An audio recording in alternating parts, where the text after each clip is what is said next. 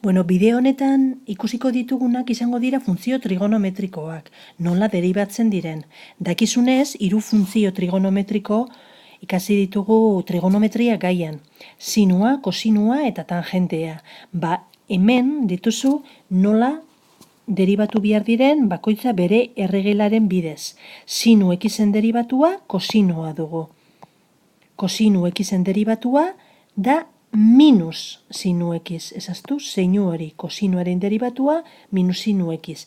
Eta tangentearen deribatua, bi era hauetan idaz daiteke, erabiak baliokideak direlako, bat gehi tangente karratu ekiz, edo bat zati kosinu karratu ekiz. 3 erregel hauek buruz ikasi behar dituzu. Bueno, eta praktikan ipintzeko ikusitako erregela hauek, ikusiko ditugu 2 adibide. Bata da, 5. ariketan, ikusten dugun funtzioa, deribatu behar dugun funtzioa, biderkadura bat da, 2 funtzioen artekoa. Aurreko bideoetan ikusi dugun moduan, nola deribatzen dan biderkadura bat, biderkagaiak txandaka deribatuz. Alde batetik deribatu behar dugu funtzio bat, sinu ekiz, adibidez deribatzen dugunean, albuan biderkatzen ipintzen dugu, bestea deribatu gabe. Gehi eta orain alderantziz, lehen sinu ekiz deribatu egin dugunez, orain ez, eta lehen deribatu barik utzi duguna, kosinu ekiz, orain deribatzen dugu.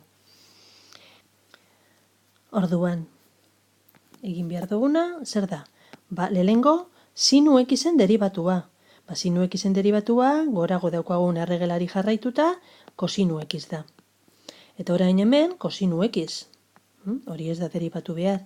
Hemen ez da deribatu behar sinu ekiz, baina deribatu behar dugu kosinu ekiz. Eta goian ikusi dugu bere deribatua dela minus sinu ekiz.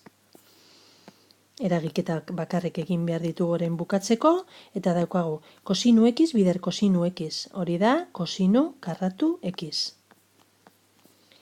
Eta hemen, kontu, ze plus eta minus biderkatzen, ken geratzen da, sinu karratu ekiz. Eta hori da, eskatutako funtzioaren deribatua. Kosinu karratu ekiz, ken sinu karratu ekiz. 6. adibide honetan, erregela zuzenian aplikatu behar dugu. Nola deribatzen dan, tangentea. F'(x), funtzio honen deribatua, izango da, tangentearen deribatua, erregelak esaten duena, da bat gehi tangente karratu ekiz, ero, bere baliokidea den adierazpena, bat zati kosinu karratu ekiz.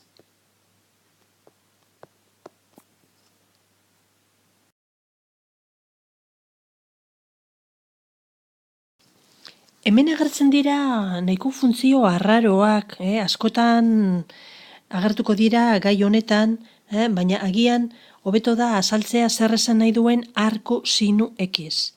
Adibidez, esaten dugunean arku sinu baterdi, hau kalkulagailuaren bidez egingo genduke eragiketa, egingo genduke shift sin baterdi, ero 0,5 eginez, eragiketa hau egingo genduke. Eta erantzuna izango litzateke 30.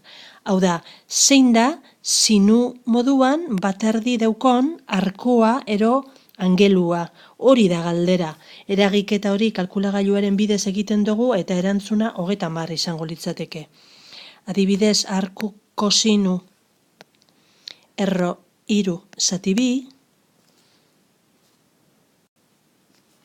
kalkulagailuan egingo genduken eragiketa izango zen shift cos eta gero erro 3 zati 2 idaziko genduke. Eta erantzuna izango litzateke kasu honetan ere bai 30. Zergaitik 30ek duelako kosinu gisa erro 3 zati 2. Hori da angelua edo arkua.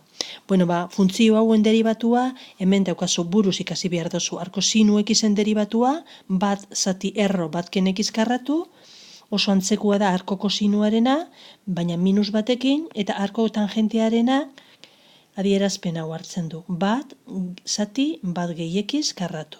Buruz ikasi behar dituzu, erregela guztiak ikasi behar diren moduan, buruz ikastekoa dira.